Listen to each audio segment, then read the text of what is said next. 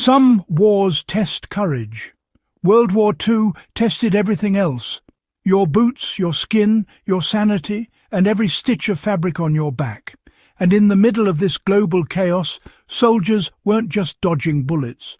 They were fighting a second enemy that soaked trenches, swallowed tanks, and turned entire landscapes into sludge. Mud. Endless, soul-draining mud. Yet, somehow, some of these soldiers managed to stay dry enough to keep moving, keep fighting, and stay alive. How they pulled that off isn't just impressive, it's survival genius at its finest. Let's dive into the battlefield tricks, military engineering, and old-school grit that helped World War II soldiers stay bone dry in the wettest, muddiest conditions imaginable. Consider this your front-row seat to the survival tactics that still beat modern gear in some extreme conditions. From here on, no fluff, just pure, battlefield-tested wisdom. Why staying dry was life or death. You see, people often underestimate the true enemy in World War II. It wasn't always armed with rifles or artillery, no, sir. Sometimes it was the cold, creeping wetness that soaked uniforms and chewed through skin. A fully drenched soldier, well, he lost heat nearly 25 times faster. And once hypothermia began creeping in, combat effectiveness dropped to almost zero. Weapons slipped from numb fingers, and boots caused infections that turned into amputations. Even morale, well, it drowned in the mud. So soldiers had to master dryness the way a sniper masters stillness. They didn't have high-tech jackets or waterproof membranes, but what they had was ingenuity. And it worked. The unsung hero called layering. Long before modern outdoor brands turned layering into an industry, soldiers were doing it out of necessity. They didn't layer for fashion or comfort. No, they layered to survive. A dry inner layer meant you kept your core temperature stable. A wool mid-layer trapped heat, even when slightly damp. And the final outer layer, often treated cotton, blocked wind, slowed down water absorption, and bought enough time to stay functional. Wool, in particular, was a miracle worker. Even when it was drenched, it still managed to insulate, which is pretty remarkable if you think about it. That's why so many World War II soldiers wore wool socks, wool shirts, and even wool blankets underneath all their gear. Soldiers, well, they learned how to tuck, fold, and tighten these layers so that sweat could escape. But, rain just didn't creep in. These days, modern jackets brag about breathability, but back then, World War II soldiers pretty much perfected that idea with nothing but wool, cotton, and a bit of good old technique. The legendary waterproofing tricks. Now, here's where the real swagger of old-school survival comes in. Soldiers didn't just sit around waiting for the supply trucks to hand out waterproof gear. No, they made their own, right there in the field.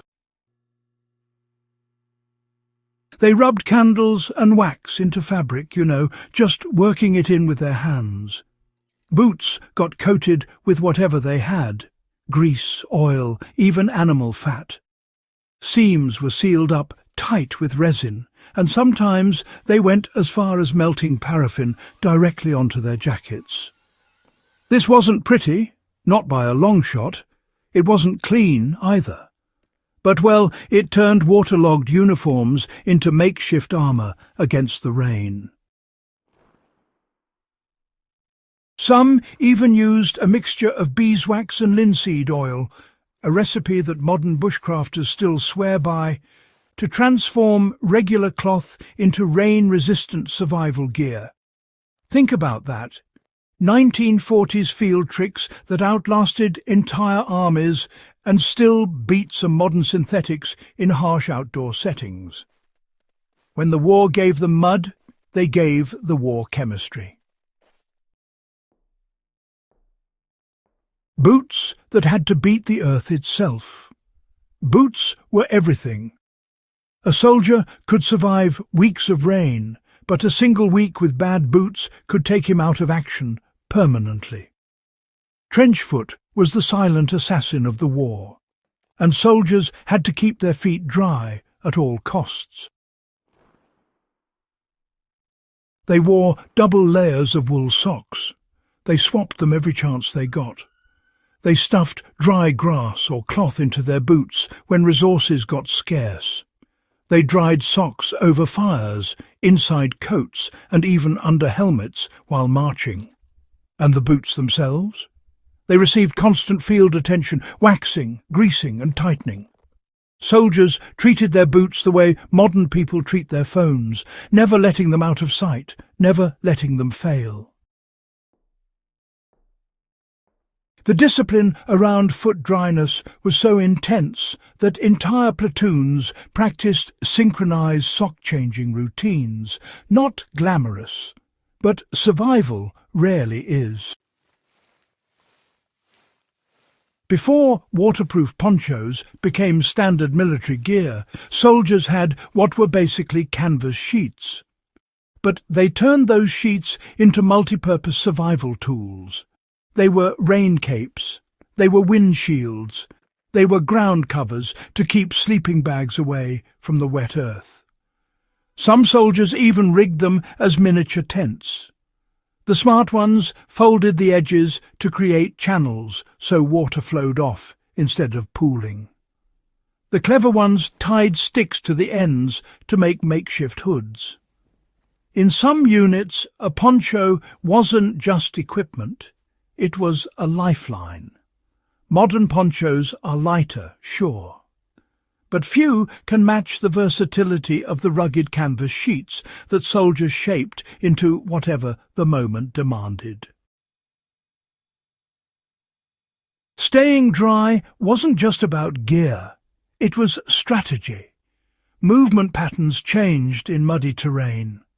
Soldiers learned to stick to natural ridges, root-heavy paths, and slightly elevated ground. They avoided troughs, wagon tracks, and the dark, shiny mud that acted like quicksand. Commanders trained men to move in single file across waterlogged areas so they didn't churn the ground into impassable slush. They learned to build stepping paths from rocks, broken wood, or even discarded metal. Every move was calculated to keep clothes dry, boots secure, and, well, morale intact. They didn't simply push through mud, they outsmarted it.